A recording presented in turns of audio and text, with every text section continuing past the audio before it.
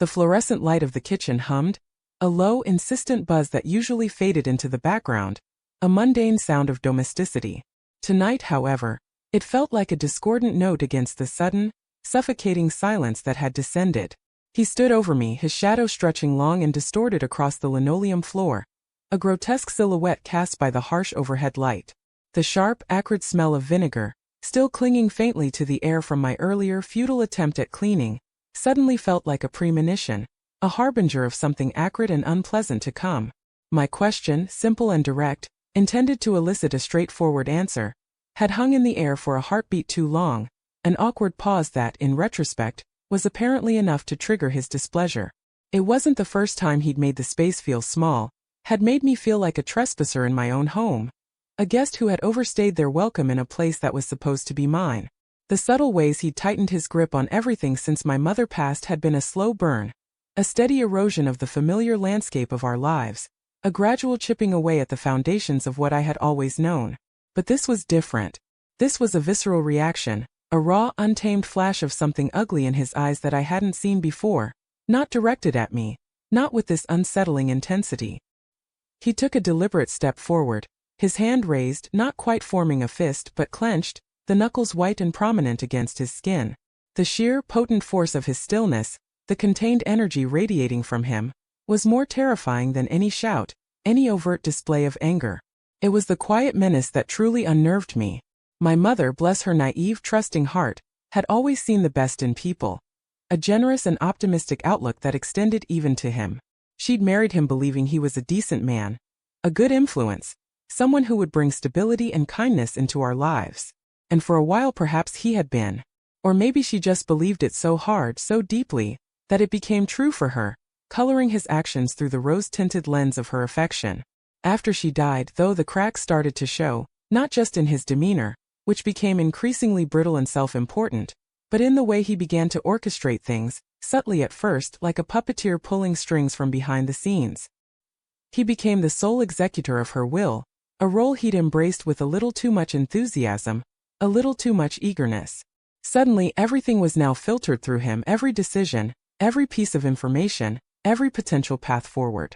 It was like a thick, impenetrable fog had rolled in, obscuring the clarity I'd always taken for granted, turning the familiar into a murky, uncertain landscape.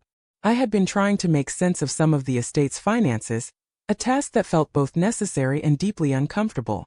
Specifically, a few transactions that seemed off.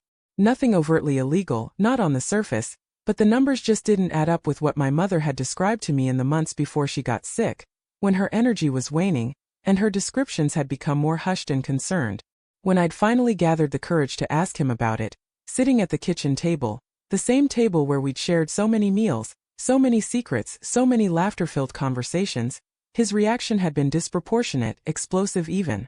The sudden rise in his voice, the way he leaned in across the table, his knuckles turning white as he gripped the edge with a surprising ferocity, had sent an involuntary shiver down my spine.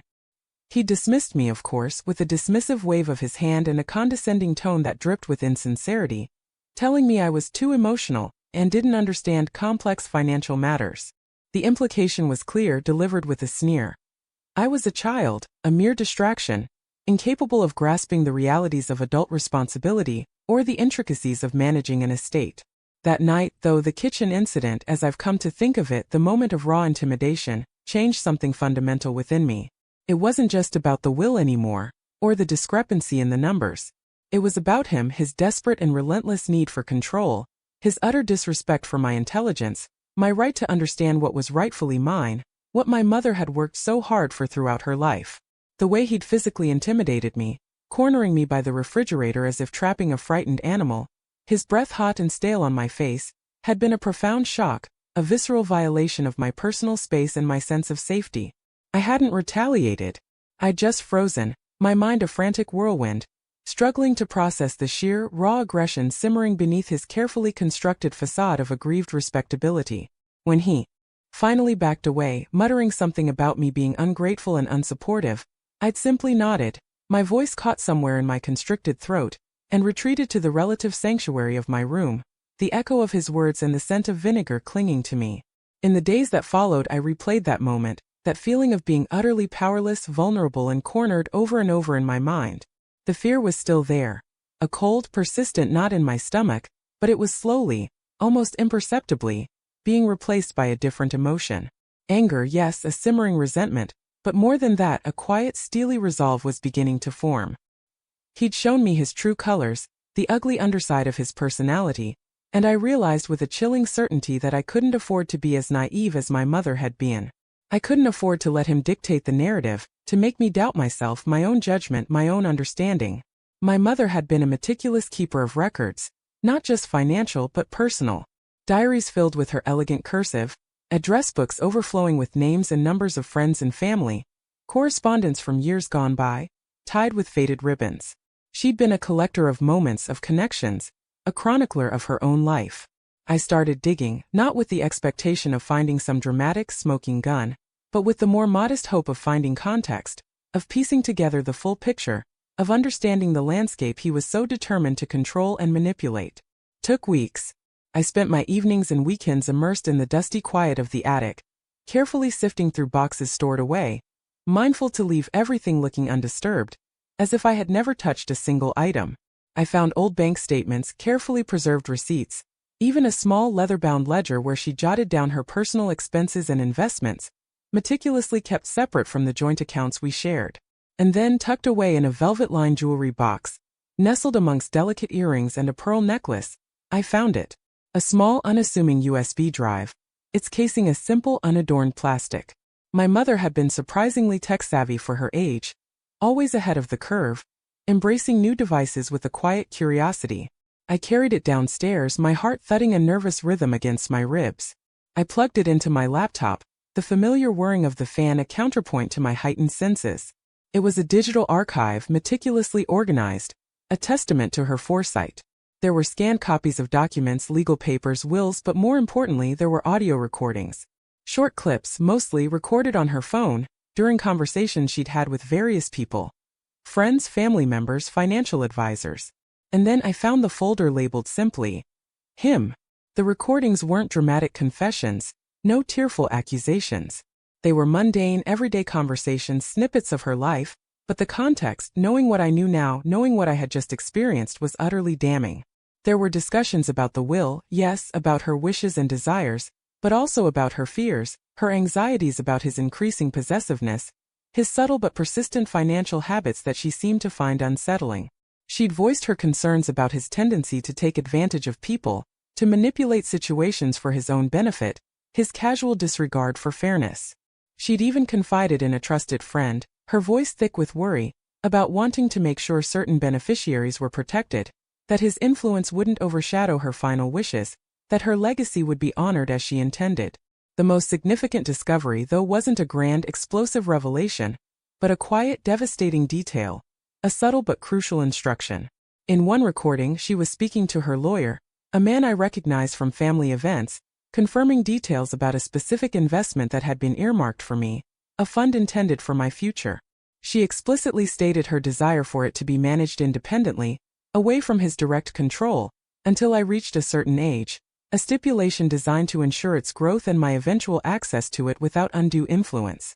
The recording also clearly included her instructions to the lawyer to document this preference meticulously, to ensure it was a binding part of her estate plan. I didn't confront him directly. That wasn't my style, and the memory of his raised hand, the chilling look in his eyes, was still too fresh, too raw. The thought of facing that aggression again, of being subjected to that intimidation, was too much to bear. Instead, I made an appointment with my mother's lawyer. I presented him with the USB drive, explaining that I had found it among my mother's belongings, a treasure trove of her recorded thoughts and conversations. I didn't accuse him of anything, didn't even mention the kitchen incident or the specifics of my stepfather's behavior. I simply stated, with as much calm as I could muster, that I wanted to ensure my mother's wishes, as clearly documented in these recordings, were being fully and accurately honored. The lawyer, a kind, sharp man who had known my mother for years and clearly respected her deeply, listened intently. He watched the recordings, his expression thoughtful and serious. He reviewed the relevant documents, cross-referencing them with the audio evidence. He confirmed that my mother had indeed given specific instructions regarding that investment, instructions that, he admitted with a sigh of professional regret, had not been fully implemented by my stepfather, the executor. He acknowledged that, in his own haste to finalize the complex legalities of the estate, he had perhaps not stressed the absolute importance of her specific nuances regarding independent management strongly enough to the executor, a failure on his part, he conceded, to fully enforce her precise intentions. The consequences were subtle but profound, a ripple effect that spread through the household without any outward drama. My stepfather received a call from the lawyer. I wasn't privy to the conversation, the exact words exchanged, but the change in him afterward was palpable, a distinct shift in his demeanor. He became withdrawn, quieter, his usual bluster seemingly extinguished. The arrogance that had defined his interactions with me, the dismissive condescension, seemed to deflate like a pricked balloon. He avoided my gaze, his eyes darting away whenever our paths crossed, and the subtle power plays, the little digs and manipulations ceased entirely. He knew I knew. And he knew that I had the evidence, irrefutable and undeniable, to prove it. A few weeks later he started making overtures, tentative attempts at reconciliation, or perhaps an attempt to regain some semblance of control, offering to discuss estate matters further, inviting me to lunch at a neutral location, even suggesting we could work together to manage things moving forward. His tone was different, almost deferential, a stark contrast to his previous imperiousness. He was no longer the unquestioned authority, the sole arbiter of truth. The air in the house shifted, the oppressive weightlifting. It was no longer suffocating, it was simply quiet. The kitchen, once a battleground, a place of confrontation and intimidation, became just a room again, a space for mundane tasks. The hum of the refrigerator was just a refrigerator sound, no longer laced with menace. He hadn't been exposed in a dramatic public spectacle. There were no grand pronouncements of justice or retribution, but the illusion of his absolute control, the carefully constructed veneer of his competence and authority, had been irrevocably chipped away, not by my anger or my confrontation, but by my quiet diligence, my patient pursuit of truth. And that, for him, was a humiliation he would carry in silence, a private shame, just as I had carried the weight of his aggression in silence for so long.